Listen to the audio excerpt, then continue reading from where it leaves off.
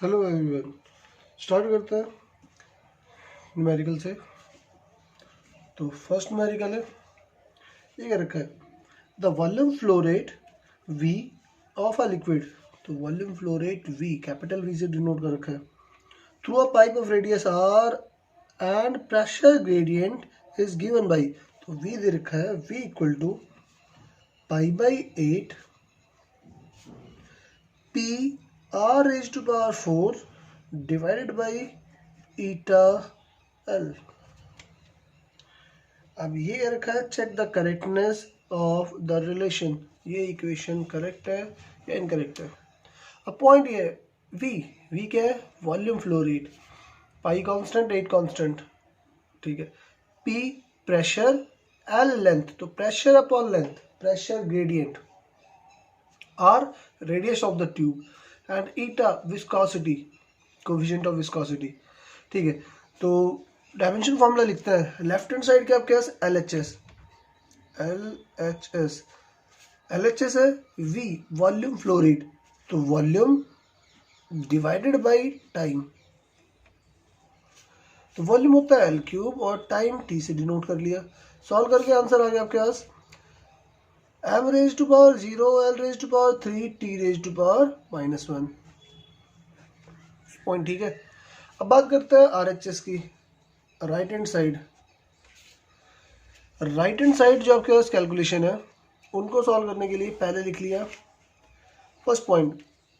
पहला पॉइंट है P pressure, तो प्रेशर होता है फोर्स अपॉन एरिया, फोर्स के लिए मास इनटू एक्सेलरेशन और एरिया के लिए एल स्क्वायर, एक वैल्यू कैंसिल होगी, final answer M raise to power 1, L raise to power -1, T raise to power -2, ठीक है।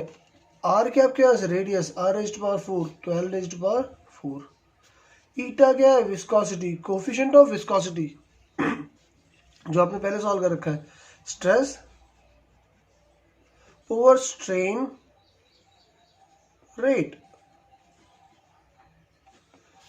तो stress over strain rate calculation solve करते हो तो M raise to power 1, L raise to power -1, T raise to power -1, चाहे तो solve कर लो, ठीक है। एक पॉइंट बचा आपके पास L length, L raise to power 1, सबका डायमेंशन फॉर्मूला आ चुका है, इसको इस पॉइंट पे पुट कर लेते हैं, इस पॉइंट पे। तो right hand side pi by 8 dimensionless quantity, कुछ पुट नहीं करना। प्रेशर के लिए पुट कर दिया M raise to power 1, L raise to power -1, T raise to power -2, L raise to power 4, R raise to power 4 की जगह, divided by eta M raise to power 1, L raise to power -1, T raise to power -1, एक length L. तो calculation solve करते हो, L raise to power -1 cancel, M raise to power 1 cancel, L raise to power 4 है, एक cancel होकर L raise to power 3 बचा, L raise to power -2 है, ये कैंसिल होकर -1 बचा, final answer M raise to power 0, कुछ नहीं बच रहा, L raise to power 3, T raise to power -1। तो ऑब्जर्व करते हो ये दोनों पॉइंट, ये कैलकुलेशन और ये कैलकुलेशन दोनों इक्वल आ रही है, तो L H S is equal to R H S. अब ये दोनों इक्वल है तो क्या मैं कह सकता हूं कि इक्वेशन करेक्ट इक्वेशन है, करेक्ट इक्वेशन, ठीक है। ये पॉइंट समझ में आया। चलो नेक्स्ट क्वेश्चन लिखते हैं। सेकंड क्वेश्चन ये क्या रखा है, sorry, find the dimension of A into B, A into B calculate करना है और कंडीशन क्या दे रखी है, द रिलेशन दे रखी है आपके पास P equal to a minus T square divided by B under root X, ठीक है, where x time, x and t ये दोनों वैल्यू डिस्टेंस और टाइम है, क्लियर है। एंड p क्या आपके पास, p पावर है, p पावर। ठीक है, तो अब क्वेश्चन स्टार्ट करते हैं। ये क्या रखा है, ये इक्वेशन करेक्ट इक्वेशन है, तो a इंटू बी के लिए कैलकुलेशन सॉल्व कर दो। अब एक बात बताओ, left hand side power value दे रखी है, तो LHS पावर जो किसके इक्वल होगा, वर्क अपॉन टाइम के। वर्क के लिए फॉर्मूला लिखते हो तो force into distance upon time. अब पावर का डायमेंशन फॉर्मूला लिखते हैं, डायमेंशन फॉर्मूला फॉर पावर। क्या आंसर आ गया, फोर्स मास इंटू एक्सेलरेशन और डिस्टेंस के लिए L अपॉन टाइम के लिए T। Final answer m raise to power 1, L raise to power 2, T raise to power -3। ये वैल्यू आ गई पावर। ठीक है, चलो अब कंसेप्ट अप्लाई करते हैं। ऑब्जर्वेशन, ये फर्स्ट कंसेप्ट, दो क्वांटिटी सब्ट्रैक्ट हो रखी है, और सब्ट्रैक्ट कब होगी, जब दोनों का डायमेंशन फॉर्मूला सेम होगा। ठीक है, पॉइंट समझ में आया। तो इसका मतलब ए डायमेंशनली इक्वल है, किसके इक्वल है, टी स्क्वायर के। दैट इज क्या मैं ये लिख सकता हूँ, m raise to power 0, L raise to power 0, T raise to power 2। बोलो फर्स्ट पॉइंट। ठीक है, सेकेंड, अब बात करते हैं b के लिए। तो ये इक्वेशन जब करेक्ट इक्वेशन है तो left hand side right hand side के इक्वल होगी। क्लियर है, लेफ्ट हैंड साइड पावर है, पावर का डायमेंशन ये लिख लिया, m raise to power 1, L raise to power 2, T raise to power -3।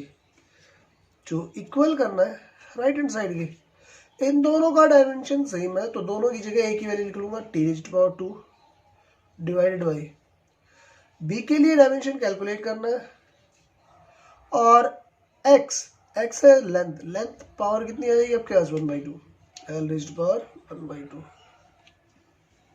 ठीक है यहाँ तक। तो b का आंसर, b कैलकुलेट कर दिया, रीअरेंज करोगे ये इधर चला जाएगा, ये पूरा आंसर डिवाइड में आ जाएगा। तो b के लिए क्या dimension formula L raise to power 2 upon ये वैल्यू आ गई T raise to power m raise to power 1, L raise to power 2, T raise to power -3, और L पहले से L रेज टू पावर 1/2। ठीक है, नेक्स्ट अगले स्टेप पे सॉल्व कर लिया। m रेज टू पावर आ गया -1, L वैल्यू, ये दोनों वैल्यू सॉल्व करके -5/2 आ जाएगी, ऊपर लिखे होगे तब L raise to power -5 upon 2, T raise to power ऊपर आगे ऐड हो गया, तो T रेज टू पावर 5 हो गया। ये आंसर आ गया आपके पास बी का। Dimension formula for B calculate कर लिया, डायमेंशन फॉर्मूला ऑफ ए ये कैलकुलेट कर लिया, दोनों पॉइंट कैलकुलेट कर लिए। क्वेश्चन स्टार्टिंग में ये कहा था कि कैलकुलेट करो दोनों की प्रोडक्ट, तो अब दोनों की प्रोडक्ट कैलकुलेट करते हो। अगले स्टेप पे सॉल्व करता है, A into B, A into B, तो आंसर क्या बना, ए के लिए आंसर है T raise to power 2, B के लिए आंसर है m raise to power -1, L raise to power -5/2 और T raise to power 5। Final answer rearrange करके फाइनल आंसर बना m raise to power -1, L raise to power -5/2 और T raise to power 7, 5 + 2 7। ये answer आ गया आपके पास। क्या ये क्लियर है? ठीक है, नेक्स्ट थर्ड क्वेश्चन की बात करते हैं। ये क्या रखा है, in the equation y is equal to, y दिया हुआ है, y is equal to a sine omega t plus k x. ठीक है, t and x stand for time, time और ये x डिस्टेंस है। What are the dimension of, dimension बताना है, ओमेगा डिवाइडेड बाई के, इसके लिए डायमेंशन कैलकुलेट करो। ठीक है, एक पॉइंट पढ़ रखा है हमने, पहले से रीड कर रखा है। क्या रीड कर रखा है, साइन ऑफ थीटा ये पूरी क्वांटिटी डायमेंशनलेस है। क्लियर है? ये कर रखा है, रीड कर रखा है आपने, पहले से पढ़ा हुआ है। कैसे? साइन थीटा क्या होता है आपके पास? Perpendicular upon hypotenuse. तो ये भी डिस्टेंस है परपेंडिकुलर और हाइपोटेन्यूज भी डिस्टेंस है, कैंसिल हो गया। तो m raised to power 0, l raised to power 0, t raised to power 0। और अगर मैं सिर्फ एंगल की बात करूं थीटा की, तो ये फॉर्मूला पढ़ रखा आपने, आर्क अपॉन रेडियस। तब भी आपके पास आर्क भी सेपरेशन, रेडियस भी सेपरेशन लेंथ, तो तब भी आंसर क्या आएगा? m0, l0, t0 दोनों ठीक है। तो अब एडिशन कंसेप्ट अप्लाई करो। एडिशन कंसेप्ट क्या कहेगा कि दो क्वांटिटी ऐड तब होंगी, ये दोनों क्वांटिटी ऐड तब होंगी जब दोनों का डायमेंशन सेम होगा। और डायमेंशन किसके इक्वल होगा? डायमेंशन इक्वल होगा एंगल के। इसका ओमेगा टी का इंडिविजुअल आंसर एंगल के इक्वल होगा, के एक्स का इंडिविजुअल आंसर एंगल के इक्वल होगा, थीटा के इक्वल होगा। बोलो क्लियर है? तो मैंने पहले अप्लाई कर दिया, omega T is equal to dimensionally ये क्वांटिटी किसके इक्वल आएगी? एंगल की। तो m raised to power 0, l raised to power 0, t raised to power 0। ठीक है, सॉल्व करते हैं। तो ओमेगा के लिए डायमेंशन आ गया आपके पास m raised to power 0, l raised to power 0, t raised to power 0। ये इस साइड था, राइट हैंड साइड, इधर से t डिवाइड में ले आया, divide by t। Final answer m0 l0 t minus 1। एक आंसर आ गया। अब बात करते हैं k के लिए, kx के लिए। तो kx इसको भी क्या मैं m0 l0 t0 भी इक्वेट करूंगा डायमेंशनली। ठीक है, सॉल्व करते हैं। k का आंसर बना आपके पास m0 l0 t0, x divide में ले आया, डिवाइड बाई l। x क्या है? Distance, length. सॉल्व करके आंसर लिखा गया m0 l0 l raised to power -1 t0। Clear है? अब इन दोनों आंसर को इस पॉइंट पे पुट करना है। पुट करते हैं, final answer omega over k. Omega value put कर दी, m raised to power 0, l raised to power 0, t raised to power -1 divide में k पावर, k कैलकुलेशन लिख दी, m0 l -1 t0। Final answer solve करके लिखा गया m raised to power अब भी 0 है, l रेज़्ड टू पावर ऊपर आगे पॉजिटिव बन गई, l raised to power 1, t raised to power -1। तो final answer m0 l1 t -1 जो वेलोसिटी के डायमेंशन के इक्वल है। ये फाइनल आंसर आ गया, ये आंसर आ गया आपके पास। क्लियर है? ठीक है, लास्ट क्वेश्चन करते हैं। ये क्या रखा है? नेक्स्ट क्वेश्चन,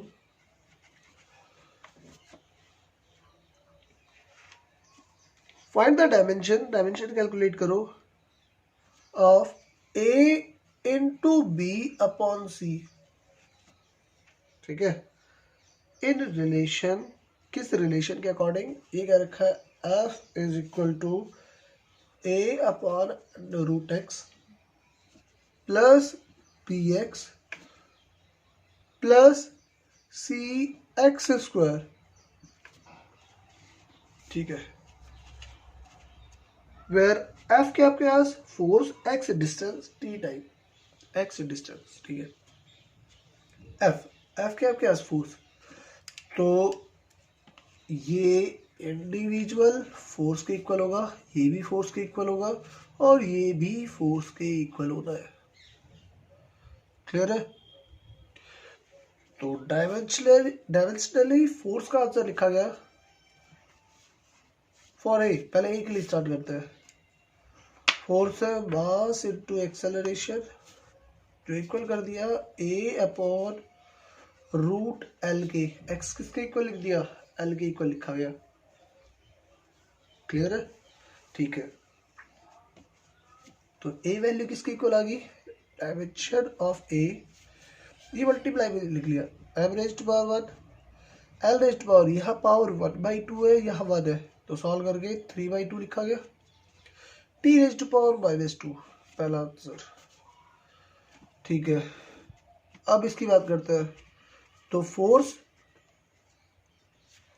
इक्वेट कर दिया B इंटू एल के, तो B का डायमेंशन आ गया, इससे ये कैंसिल हो गया, m⁻1 l⁻0 t⁻²। अब बात करते हैं C के लिए, तो इसको इक्वेट कर दूं। For C force mass acceleration equate कर दिया C इंटू l² के, एक l कैंसिल हो गया, तो C डायमेंशन ऑफ C क्या लिखा गया, ये डिवाइड में आ गया, m⁻1 l⁻−1 t⁻²। तीनों आंसर आ चुके हैं। और ये अब इन तीनों की वैल्यू इस पॉइंट पे पुट करते हो फर्स्ट पे, तो क्या लिखा गया, C into A into B upon C। A value m⁻1 l⁻3/2 t⁻²। B की मल्टीप्लाई करते हैं, B calculation m⁻1 l⁻0 t⁻²। Divide कर दिया C से, C calculation m⁻1 l⁻−1 t⁻²। एक m कैंसिल कर दिया।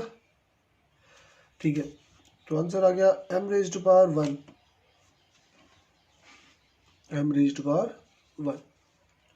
l⁻1 लिखते हैं, एक तो ये बना हुआ है 3/2, ये पावर ऊपर आगे प्लस हो जानी है, तो 5/2। t पावर की बात करते हैं, t⁻−2 कैंसिल, -2 बचा हुआ है, ये फाइनल आंसर। क्लियर है? ठीक है, thank you class. Next time start करते हैं सेकेंड एप्लीकेशन। क्लियर है?